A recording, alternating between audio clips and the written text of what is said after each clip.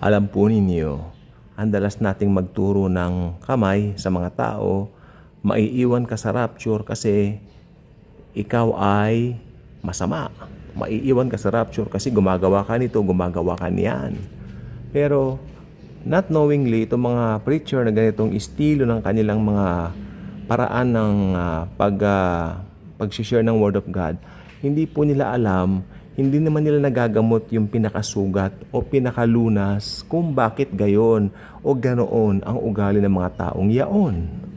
Bagkus, lalo lang nilang pinalalala. Imbis na gamutin, lalong pinalalala.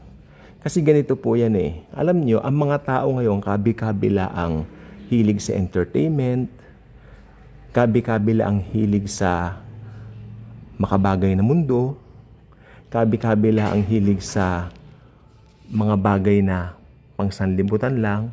Yes. Pero kung titignan po nating mabuti, tulad ng like ko sinasabi, ganun po sila kasi hindi nila narinig ang tunay na gospel. They never heard it. Paano sila maliligtas? Hindi nga sila saved. Okay? Hindi nila kilala si Jesus. Unbelievers po sila.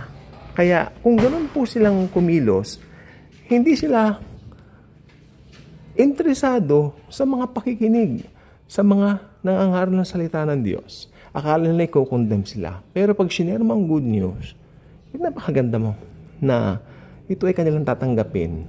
Although, pag talagang in-reject pa rin, wala na po tayong magagawa doon. Okay? Alam nyo, maraming maiiwan sa rapture kasi unsaved sila. Maiiwan sila kasi hindi sila naniwala doon sa ginawa ni Kristo sa krus. Paano nila malalaman yung ginawa ngayon ni Christ sa krus kung hindi mo ito i-share sa kanila? Okay? Kaya alam nyo, talagang marami pong maiiwan sa rapture. Especially yung mahilig sa mga idols, sa mga idolo, no? Yung mga humahanga ng husto sa mga tao. Yan po. Yan po mga yan talagang kalikasan po nila yan. Kasi alam po ba ninyo, tignan po ninyo ha, ang idolatry ay kalikasan po talaga ng mga tao yan. O bakit ko nasabi yan? O sige, pag-aralan nating mabuti. Nung wala pa pong batas, di ba? Nung wala pang batas na ibinibigay ang Diyos kay Moises, kumusta po ang mga tao that time? Nasanay po sila sa mga Diyos-Diyosan, ng mga Egyptians, sa Ehipto, sa Egypt. Nasanay po sila sa iba't iba mga Diyos-Diyosan ng mga ninuno nila. Ewan ko kung saan sila galing, di ba? Pero nung sila po ay nabihag sa Egypt, most likely, talagang lantaran po roon yung idolatry. Hindi po ba? Kaya ano nangyari ngayon? Nung iniligtas po sila ng Diyos laban sa mga mga Egyptians, or should I say, nung dumating po yung time na Exodus, nung sila po ay alisin ng Panginoon doon sa Egypt, sa pamumuno ni Moises, syempre, sila po ay nakarating doon sa lugar na kung saan ay tinawag na po si Moises para pumunta sa bundok. May ibibigay po ang Panginoon sa kanya. Nakahilingan rin naman ng mga tao. Tandaan nyo, kahilingan din ng mga tao yun. Nabigyan mo kami ng batas na para sundin. That's why God summoned o tinawag niya na si Moises para ibigay ito. So natagalan po kasi si Moises doon sa Mount Sinai. Okay, sa Mount Sinai, ang tagal niya. So yung ibang mga talaga may rebellious na puso, no? Ay talagang galit na at pinuntahan pa si Aaron at sabi, Aaron, gawan mo kami ng Diyos-Diyosan. O hindi nila sinabing Diyos-Diyosan, gawan mo kami ng isang Diyos kapa nila na talagang yun ang naglabas sa amin sa Egypt. Nasaan si Moises? Natagalan na. O sabi naman ni Aaron, siguro, ako naniniwala po ako, talagang kinulit nila ng kinulit ng si Aaron. Kaya sabi niya, o sige, ibigay na ninyo rito yung mga nasamsam tawag doon sa Egypt, no? Mga binigay sa kanila ng mga Egyptian ng mga gold. Sige, at hintubugin at nakagawa nga sila ng isang guyang ginto. Ibig sabihin parang baka na ginto na Diyos-Diyosan nila at yun ay sinasamba nila. Sabi nila, ito ang nagpalaya sa amin sa Egypt. Oh my, hindi po ba napakalaking kalapastangan na noon?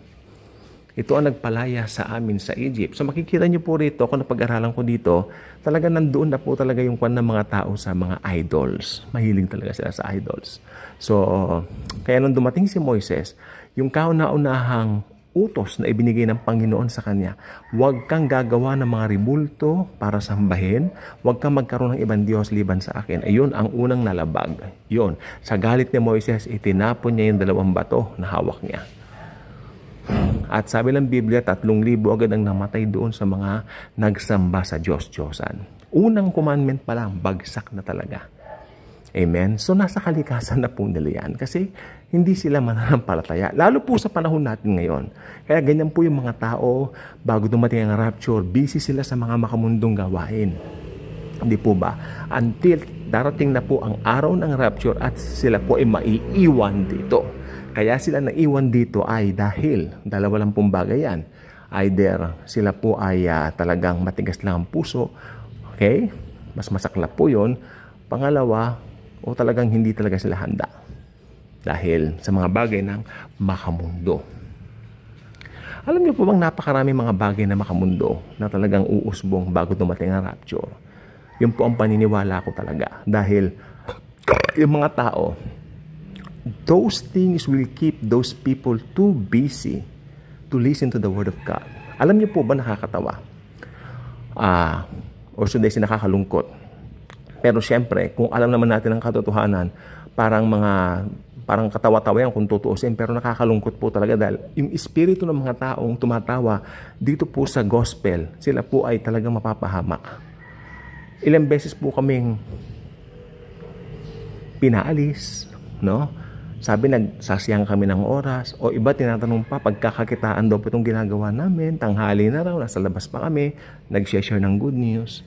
Pinababayaan lang po namin. Ngayon, kung saan yung mga bahay o lugar na kami ay tanggap, doon kami pumupunta. Pero kung mga talagang tinataboy naman kami, maalis po kami. Yung isang kasamahan namin talagang hindi nasanay, 2 ulit lang sumama sa amin, parang ayaw niya na, parang hindi sanay. O sabi ko, hindi pa po kayo sanay sa ganun. Okay lang po yun. Okay. Kaya, pero alam niyo yung mga taong ganyan na matigas ang puso sa gospel, yan po ang mga maiiwan. Dahil ang rapture po, tandaan nyo, it's an imminent event. Ibig sabihin yan, wala po siyang signs, darating po siyang bigla. Kaya kay palad nung mga nagtiwala na kay Kristo bilang Panginoon at tagapagligtas ng kanilang mga buhay, dahil tiyak mararapture po tayo. Totoo po ang pre-tribulation rapture. Hindi yung mid-trib, hindi lalo yung post-trib, ni pre-tribulation, ang biblical. Dahil ito po ay talagang harmonize sa scripture. Okay? Rightly dividing the word of truth, sabi ni Apostle Paul. Si Apostle Paul po, apostol ng mga hentil na pinagkalooban ng biyaya. Kaya itong sinasabi ko po sa inyo, hayaan natin sila, no? Ayoko pong sabihin yan. Keep sharing the word of God. Especially doon sa mga taong ligaw na talagang mahilig sa mga idols, idolatry, celebrities, and all that. That's not good. Ayan pa rin ang pinagkakaabalahan nila. Parating na ang Lord. Iba na po ang panahon ngayon. Makinig pong mabuti. Nagkaroon po ng great reset right after the COVID-19 pandemic. Lord, sabi ko, may hindi po ako maunawaan sa mundo. May nagbago, Panginoon. Since 2022, naiisip po na, ano po ba yung nagbago? Lord, reveal it to me, reveal it to me. Then until, ang tawag doon pala, Great Reset. Nagkaroon na ng Great Reset. Marami nang nabago. Lahat ng pamamaraan, lahat ng sistema, marami nang nabago. Mas, makinig pong mabuti, importante po to, mas naging idolatrous ang mga tao right after ng COVID pandemic. Lahat ng tao gusto sumikat at marami naman ng iba hinahabol sa social media, hinahangaan sila ng husto, not knowingly na nilalayo yung chance ng mga humahanga sa kanila na mapalapit kay Kristo. Ginagamit po ni Satanas yan, yung industriya na yan, para ilayo ang mga tao kay Kristo. Lantaran kung sasabihin yan. Parating na si Jesucristo, ganyan pa rin ang ginagawa nila. Dudugtungan ko po itong message ito because this message is very important. Yung susunod ko, isusulat ko lahat yon, yung mga naobserbahan ko tungkol sa Great Reset. At Sa awa ng Diyos, baka maka-interview ko ng ilang mananampalataya at isusulat ko yung mga pananaw nila tungkol sa nangyaring ito. Ako talagang tinanong ko yan, may nagbago. Ano ba nagbago? Nagsalamin ako. Itsura ko, ganun pa rin. Mga kaibigan ko, ganun pa rin itsura. No, may something akong naramdaman na talagang may nagbago sa mundo. And that's the great reason. God bless.